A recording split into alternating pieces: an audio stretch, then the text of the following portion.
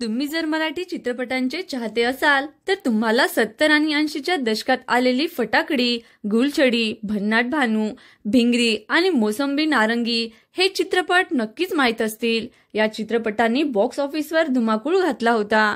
या तिन्ही चित्रपटांमध्ये एकच कॉमन गोष्ट होती आणि ती म्हणजे चित्रपटाची लेखिका, निर्माती आणि मुख्य अभिनेत्री एकच होती आणि नाव होतं सुषमा शिरोमणी। सुषमा शिरोमणी या आज जरी मराठी सिने रसिकांच्या विस्मरणात गेल्या असल्या तरी त्यांनी 70 आणि 80चं दशक गाजवलं होतं, हे विसरून चालणार नाही। श्रीप्रधान मराठी चित्रपट निर्माण करण्याचं श्रेय त्यांनाच जातं।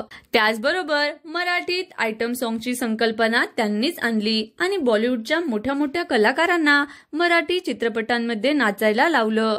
फटाकडी चित्रपटात रेखा, भिंगरी चित्रपटात अरुण इराणी, मोसंबी नारंगीमध्ये जितेंद्र, गुलछडीमध्ये रती अग्निहोत्री आणि भन्नाट भानूमध्ये मौसमी चॅटर्जी यांच्याकडून त्यांनी आयटम सॉंगवर डान्स करून घेतला होता।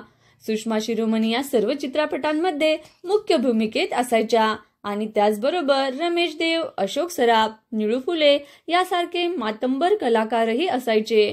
आजही अनेक मराठी प्रेक्षकांच्या त्या फेवरेट अभिनेत्री आहेत। तुम्ही त्यांचे चित्रपट पाहिले का? नक्कीच कमेंट करून सांगा आणि अशाच नवनवीन इंटरेस्टिंग व्हिडिओसाठी व्हिडिओला लाईक करा, शेअर करा आणि चॅनलला सबस्क्राईब करायला विसरू नका। धन्यवाद। तुम्ही जर मराठी